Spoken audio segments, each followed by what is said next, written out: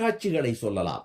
இந்த ஒரு காட்சியை பாருங்கள். நடிகர் திலகம் சிவாஜி கணேசனுடைய அந்த வேஷமும் அந்த வசனமும் ஒரே டேக்கில் எடுக்கப்பட்டது என்றோடு அன்றைக்கு சொன்னார்கள்.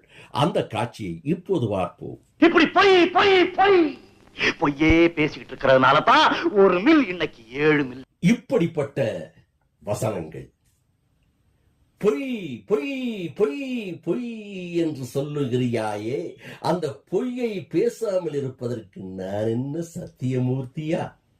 பொய்யேதான் வாழ்க்கை.